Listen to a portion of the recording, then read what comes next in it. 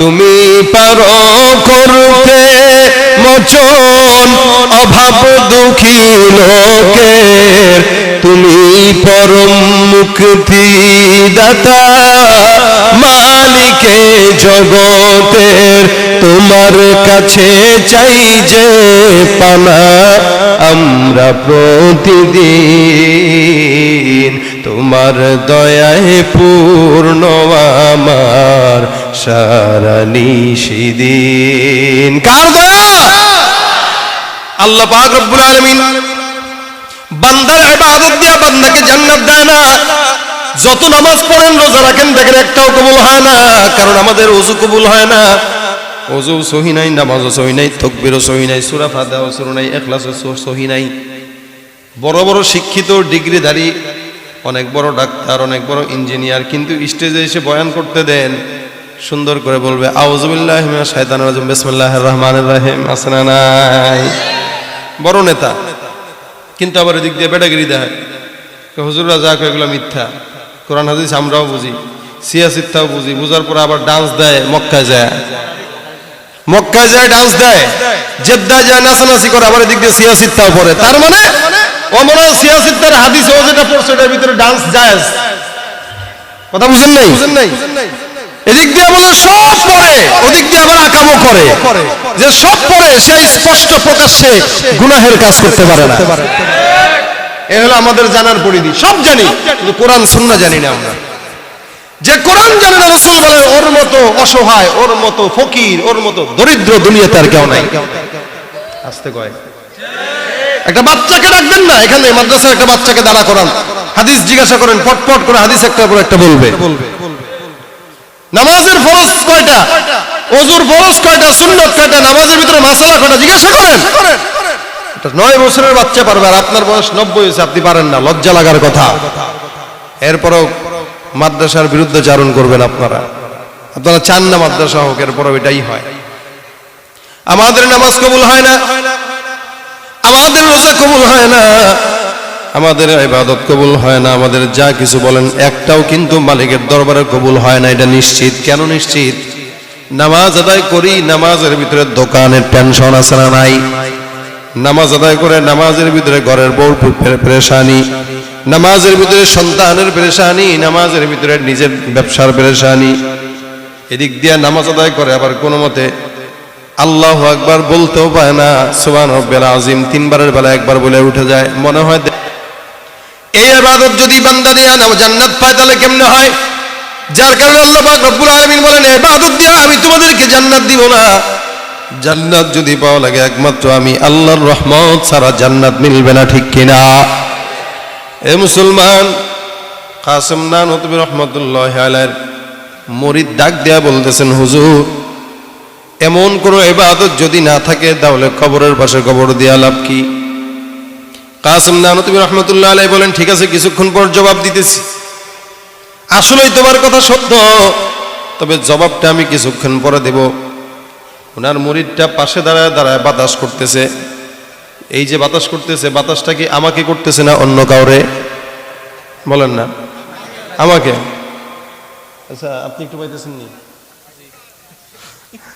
কাসেম নানতুবি রাহমাতুল্লাহি আলাইহি জিজ্ঞাসা করতেছে, এই তুমি বাতাস করো কারে? বলে হুজুর আপনারে। পাশে একজনের ডাক দেখো, তুমি পাও? কয় হ্যাঁ। তুমি পাও? বলে হ্যাঁ। তোমরা কেন পাও? হুজুর বাতাস তো। এটা যেখানে করবে একজনকে, পাবে 10 জন। একটা মুমিন বান্দা আল্লাহওয়ালা বুজুর্গ যখন জান্নাতে যায়, আল্লাহ পাক রহমতের ফেরেশতা দিয়া মুমিন বান্দাকে বাতাস করা শুরু করে দেয়। আর মুমিন বান্দার কবরের পাশে যদি কোনো কবর থাকে, তার বাতাসের কিছুটা বাতাস তার কবরে আল্লাহ দিয়া দেয়। কথা কি ঠিক আছে না বেঠিক আছে? মুরিদ কা হুজুর এবার বুঝছি, যেহেতু বিষয়টা এমন, এই জন্যই তো আবু বকর আর ওমর পাগল হয়ে গেছে রাসূলের পাশে কবর দেওয়ার জন্য। আম্মা জান আয়েশাকে আল্লাহর নবী ডাক দেয়া, যখন নাকি পয়গম্বরের কবর হয়ে যায়, আয়েশা রাদিয়াল্লাহু তাআলা আনহা মনে মনে চিন্তা করেন, আমার কবরটাই মনে হয় পাশেই হবে। বিবি হিসেবে আবদার করাটাই স্বাভাবিক। কিছুদিন পর আবু বকর সিদ্দিক এসে ডাক দেয়া বলেন, মা গো, তোমার কাছে আমি একটা আবদার নিয়ে আসলাম। বিশ্ব নবী মুহাম্মদুর রাসূলুল্লাহ সাল্লাল্লাহু আলাইহি ওয়াসাল্লাম পড়েন সবাই সাল্লাল্লাহু। রাসূলের নাম শোনার সঙ্গে সঙ্গে সাল্লাল্লাহু আলাইহি ওয়াসাল্লাম পড়বেন, কারণ আল্লাহর নবী বদদোয়া করছেন যারা পড়ে না। রাসূল সাল্লাল্লাহু আলাইহি ওয়াসাল্লাম শোয়া আম্মা জান আয়েশার কাছে আবু বকর সিদ্দিক আসলেন, ডাক দেয়া বলেন, হে আম্মা জান, তুমি আমার কন্যা, মহব্বত আমারে করো, যা আমিও তোমার মহব্বত করি। মহব্বতের দাবি থেকে একটা আবদার। মা ডাক দিয়া, মেয়ে ডাক দেয়া বলে, বাবা কি আবদার করবে?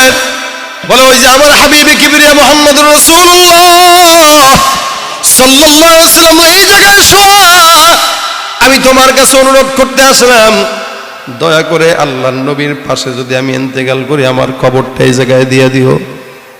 আম্মা জান আয়েশা মনে মনে বলে, আমার চিন্তা ছিল পয়গম্বরের পাশে যেন আমার কবরটা হয়। আমার বাবা দেখে এখন আমার কাছে আবদার নিয়ে আসছে। আবু বকর সিদ্দিক কাঁদতে কাঁদতে বেহুশ, আর ডাক দেয়া বলে, রে আম্মা, তোর কাছে আমার জীবনে আর কোনো চাওয়া নাই, এটা আমার তোর কাছে অনুরোধ। আমি জানি তুই যদি না চাস তাহলে কিছুই করার নাই, মাগার আমি তোর কাছে আবেদন করব, অনুরোধ করব, ওসিয়ত করব, আমার ইন্তেকালের পরে আমার নবীর কাছে আমার কবরটা যেন দেশ, পাশ থেকে শুয়ে শুয়ে যেন পয়গম্বরের থেকে একটু আবহাওয়া পাই কবরের ভিতরে। সুবহানাল্লাহ।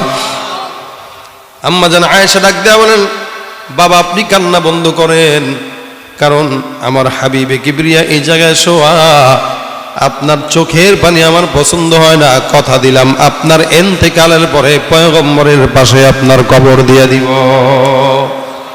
যার কারণে রওজার এক পাশে পয়গম্বরের পাশে আবু বকর সিদ্দিক রাদিয়াল্লাহু তাআলা আনহু এত পাগল কেন হইল? কারণ রাসূলের পাশে, রওজার পাশে কবর হওয়া সৌভাগ্যের ব্যাপার।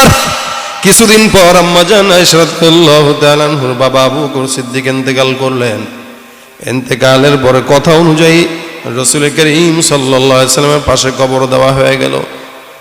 এবার আয়েশার দিলের ভিতরে অনেক ক্ষুধা যে আমার কবরটাও যেন পয়গম্বরের আরেক পাশে হয়, এক পাশে বাবা, আরেক পাশে কন্যা। আম্মা জান আয়েশা মনে মনে আশান্বিত।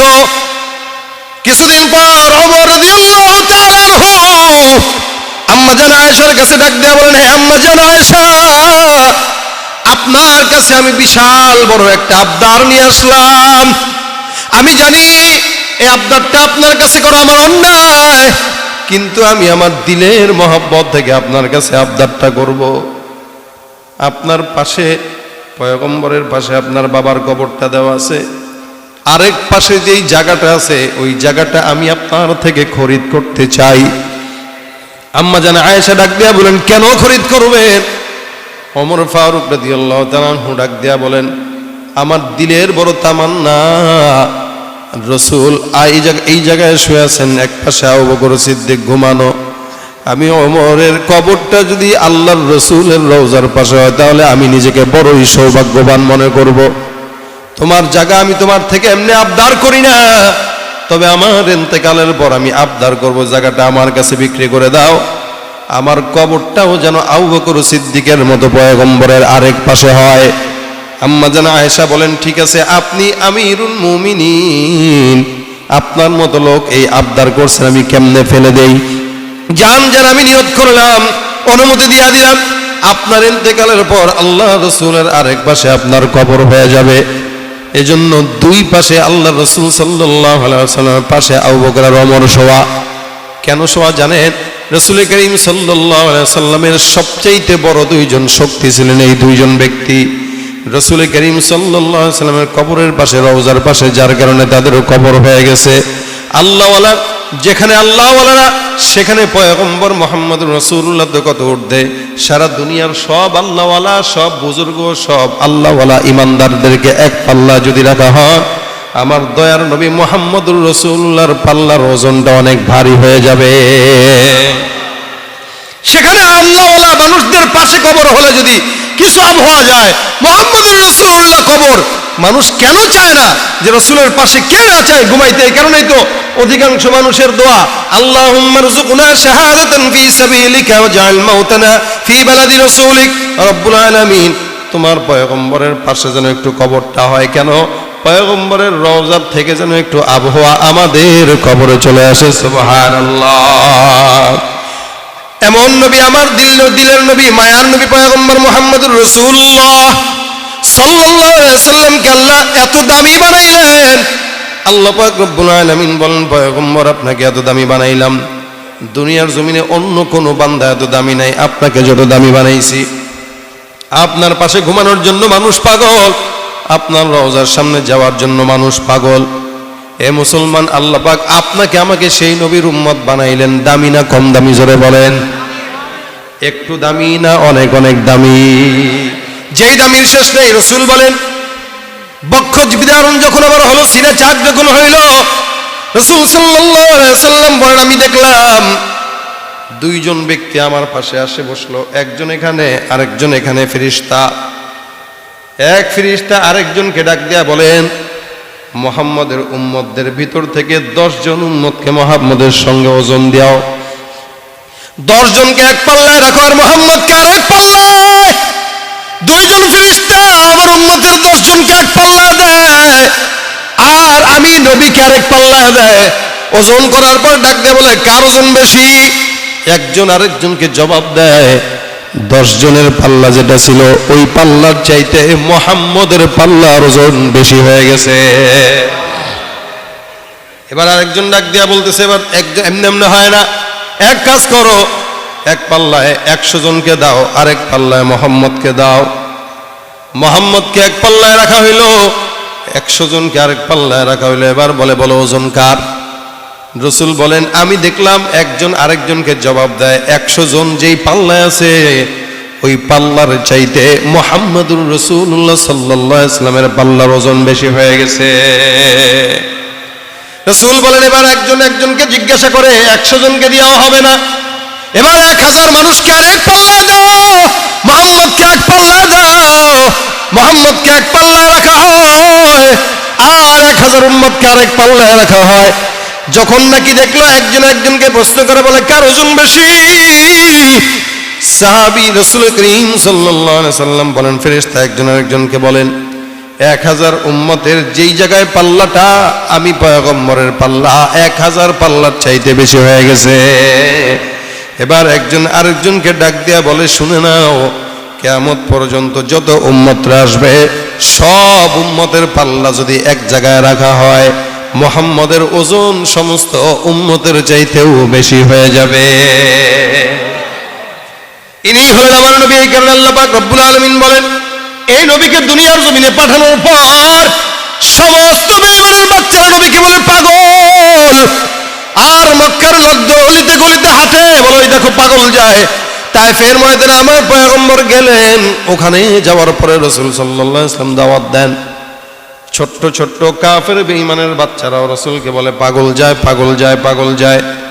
আল্লাহ পাক রব্বুল আলামিন বলেন, কত দয়ার নবী, এত দয়ার নবী হওয়ার পরে আমার নবীকে এত কষ্ট দেওয়ার পরে আমি আল্লাহ পাক তাকে ডাক দিয়া বললাম, রাসূল, আমি আল্লাহ পাক তোমাকে ইখতিয়ার দিয়ে দিলাম, তুমি একটু বলো যারা তোমাকে কষ্ট দেয় আমি আল্লাহ যদি চাই 2 পাহাড়কে একসঙ্গে করে দিব, এরা দুনিয়ার জমিন থেকে বিদায় হয়ে যাবে। আল্লাহর নবী কেমন দয়ার নবী, কেমন মায়ের নবী, আল্লাহ পাক এই কারণে বলেন, মা আরসালনাকা ইল্লা রাহমাতাল লিল আলামিন, সারা দুনিয়ার জন্য নবী রহমত। নবী আমার আল্লাহ পাক রব্বুল আলামিনকে ডাক দেয়া বলেন, মালিক, যেই সমস্ত বান্দারা আমি নবীকে কষ্ট দেয়, আঘাত দেয়, তারা বুঝে না, তারা না বুঝার পরে আমি রাসূলকে কষ্ট দেয়, আল্লাহ এদেরকে যদি দুনিয়ার জমিনে তুমি ধ্বংস করো তাহলে তুমি মালিক রে আল্লাহ বলনেওয়ালা লোক দুনিয়ার জমিনে আর থাকবে না। এ রব্বে কারীম, আমি পয়গম্বর দোয়া করলাম, আল্লাহ দেখবা জিব্রাইল মালিক রে যায় বলো, যেই সমস্ত বান্দারা আজকে আমি নবীকে গালি দেয়, এই সমস্ত বান্দারা একদিন না একদিন আমি নবীর জন্য জীবন দিতে তৈয়ার হয়ে যাবে। বলেন তো 1400 বছর পরে এই বলার মাটিতে রাসূলের জন্য 2 বছর আগে জীবন দিয়েছে না দেয় নাই? দিয়েছে না দেয় নাই? কিয়ামত পর্যন্ত নবীর এই দোয়া কবুল হয়ে থাকলো।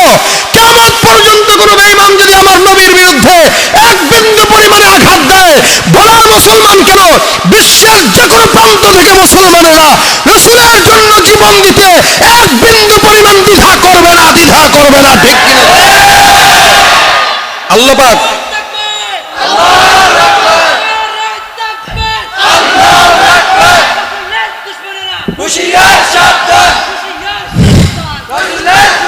নবীর উম্মত দাবি করো সুন্নাহ মানো না, নবীর অপমানে তোমার হৃদয় কাঁদে না। নবীর উম্মত দাবি করো সুন্নাহ মানো না, নবীর অপমানে তোমার হৃদয় কাঁদে না। তুমি বিজাতীয় সংস্কৃতিতে সপেছো পরাণ, বিজাতীয় সংস্কৃতিতে সপেছো পরাণ। তুমি কেমন মুসলমান, তুমি কেমন মুসলমান, ঠিক কিনা?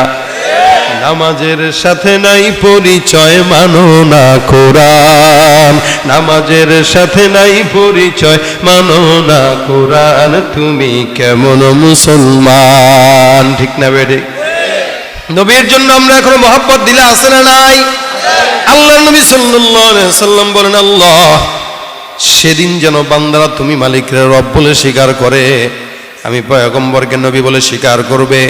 আজকে যদি সব বান্দাকে তুমি হত্যা করে ফেলো, আযাব দিয়া ধ্বংস করে দাও, দুনিয়ার জমিনে আল্লাহ বলনেওয়ালা লোক থাকবে না। আল্লাহর নবী এই কারণে বলেন, আমাকে আল্লাহ পাক রহমত হিসেবে বানাইলেন, আনা নবিয়ুর রাহমা। সারা দুনিয়ার জমিনে, আসমান নিচে জমিনের উপরে আমার মতো দয়ার নবী আর আল্লাহ দুনিয়াতে পাঠান নাই। সুবহানাল্লাহ। ওই দয়ার নবীর উম্মত হওয়ার পরে কেউ যদি নিজেকে না চিনে, ওই বান্দার মতো কপাল পোড়া বান্দার কেউ নাই। এই জন্য মুসলমান ভাইরা আমার, আল্লাহর হাবিব সাল্লাল্লাহু আলাইহি ওয়াসাল্লাম বলেন, আর অন্য কোনো জায়গায় মানুষকে আইডল মনে করবা না। লা ইউমিনু আহাদুকুম হাত্তা ইয়াকুনা হাওয়াহু তাবান লিমা জিতু বিহি। আমি রাসূল দুনিয়ার জমিনে আসলাম একটা আদর্শ নিয়ে, আল্লাহ পাক যেটা আমাকে দিয়েছেন। যারা আমাকে পাগল বলে, যারা আমাকে জাদুকর বলে, আল্লাহ পাক রব্বুল আলামিন তাদেরকে দুনিয়ার জমিনে ধ্বংস করেছেন। আর আমি যে পাগল না, আমি যে শেষ নবী, আল্লাহ পাক রব্বুল আলামিন সারা বিশ্বের মানুষকে এটা কোরআনের মাধ্যমে জানিয়ে দিয়েছেন।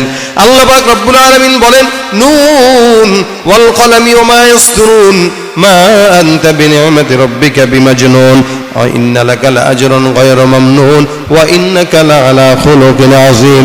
আপনাকে যারা পাগল বলে, আমি রব্বুল আলামিন আসমান জমিন গ্রহ নক্ষত্রের শপথ খায় বললাম, যারা আপনাকে পাগল বলে, এই দুনিয়ার জমিনের সবচাইতে বড় পাগল হলো তারা। যারা আপনাকে পাগল বলে তারা পাগল, তাদের বাপ পাগল, তাদের 14 গোষ্ঠী পাগল। আপনি দেখবেন, অচিরেই দেখবেন আসলে ফিতনাবাজ কারা, পাগল কারা। ফাসাতুবসিরু ওয়া ইউবসিরুনা বিআইয়িকুমুল মাফতুন। যারা ফিতনা বাজায় তারা স্পষ্ট প্রমাণ হয়ে যাবে। আবু জাহেল, উতবা সাহেব রাসূল সাল্লাল্লাহু আলাইহি সাল্লামের আখলাককে মিটায় দিতে চাইছে, নাম মিটায় দিতে চাইছে, লাভ হয় নাই। দুনিয়ার জমিনে সারা বিশ্বে ঘুরে একজন মানুষকেও পাবেন না আবু জাহেল নামে, ঠিক কিনা জোরে কোন? একজন পাবেন না আবু জাহেল উতবা সাহেবের নাম। কিন্তু সারা দুনিয়ায় তালাশ করেন, ঘুরেন, যত মানুষ মুসলমান আছে প্রত্যেকটা মুসলমানের নামের শুরুতে মোহাম্মদ আছে না নাই? তার মানে তারা যতই বাহানা করুক না কেন, যতই কথা বলুক না কেন, আল্লাহর দুনিয়ার জমিন থেকে ইসলাম মিটায় দিতে পারে নাই। এখন যারা বর্তমানে আছে তারাও কোনোদিন পারবে না, ঠিক কিনা? ভাইরা আমার, এই কারণে রাসূল কারীম সাল্লাল্লাহু আলাইহি সাল্লাম বলেন, লা ইউমিনু আহাদুকুম হাত্তা ইয়াকুনা হাওয়াহু তাবান লিমা জিতু বি। আমি রাসূল দুনিয়ার জমিনে আখলাক নিয়ে আসলাম, চরিত্র নিয়ে আসলাম। আম্মা জান আয়েশার কাছে সাহাবা আজমাইন ডাক দিয়া প্রশ্ন করেন, কাইফা কানা খুলুকিন নবী সাল্লাল্লাহু আলাইহি ওয়াসাল্লাম। আল্লাহর নবীর চরিত্র সম্পর্কে আপনি আমাদেরকে বর্ণনা করে শোনায় দেন। রাসূলের চরিত্রটা কেমন ছিল, কি ছিল, এটা আমাদেরকে একটু বলেন। আম্মা জান আয়েশা ডাক দিয়া বলেন, তোমরা কি কোরআন তেলাওয়াত করো না? সাহাবা একরাম বলেন, হ্যাঁ হ্যাঁ কোরআন তেলাওয়াত করি। আম্মা জান ডাক দিয়া বলতেছেন, কানা খুলুকুল কোরআন। যেই কোরআনটা তোমরা তেলাওয়াত করো, ওই কোরআনটাই হলো আমার পয়গম্বরের আখলাক। সুবহানাল্লাহ। বলেন তো, আখলাকের ব্যাপারে চরিত্রের সনদ আল্লাহ পাক দুনিয়ার জমিনে আর কাউরে দিয়েছেন নাকি? না। যেই নেতার পেছনে দৌড়ান, যেই নেতার গোলামি করেন, ওই নেতার চরিত্রের কথা আল্লাহ পাক বলেন নাই। যদিও আপনারা বলেন অমুক নেতার চরিত্র ফুলের মতো পবিত্র, কিন্তু ভিতরে ঢুইকা দেখবেন সব হইল পায়খানার মতো দুর্গন্ধ। একমাত্র চরিত্র ফুলের মতো কার? বিশ্বনবীর। এই জন্য স্লোগান হবে এমন, বিশ্বনবীর চরিত্র। আরে মিয়া ফেস লাগাই দিছে। ফুলের মতো কেন? ফুলের চেয়েও, ফুলের চেয়েও। ফুলের মতো দিলে তো হয়ে গেল, ফুলের চেয়েও পবিত্র বিশ্বনবীর চরিত্র। চরিত্রটাই কি? আল কোরআন। চরিত্রটা কি? অর্থাৎ রসুল ঘুমাইলো কেমনে? এটা কোরআন। রসুল হাঁটলেন কেমনে? এটাই কোরআন। রসুল খাইলেন কেমনে? এটাই কোরআন। রসুল ইস্তিনজা সারলেন কেমনে? এটাই কোরআন। রসুল নামাজ পড়লেন কেমনে? ওইটাই কোরআন। রসুল মুআমালা মুআশারা করলেন কেমনে? ওইটাই হলো কোরআন। সুবহানাল্লাহ। এ মুসলমান খুব বুঝবেন। এই জন্য রসুল বলেন ততক্ষণ মুমিন হতে পারবা না। আল্লাহ পাক কোরআনের ভিতরে বলেন, কুল ইন কানা আবাউকুম ওয়া আবনাউকুম ওয়া ইখওয়ানুকুম ওয়া আজওয়াজুকুম ওয়া আশিরাতুকুম ওয়া আমওয়ালুন ইকতারাফতুমুহা ওয়া তিজারাতুন তাখশাউনা কাসাদাহা ওয়া মাসাকিনু তারদাউনাহা আহাব্বা ইলাইকুম মিনাল্লাহি ওয়া রাসূলিহি ওয়া জিহাদিন ফি সাবিলি। দুনিয়ার জমিনে কিছু মানুষ আছে, এরা ইসলামের চাইতে দোকানে বেশি বড় মনে করে ফেলায়। আজান দিছে নামাজের জন্য, নামাজ পড়তে যায় না, তার ব্যবসায় তার কাছে বড়।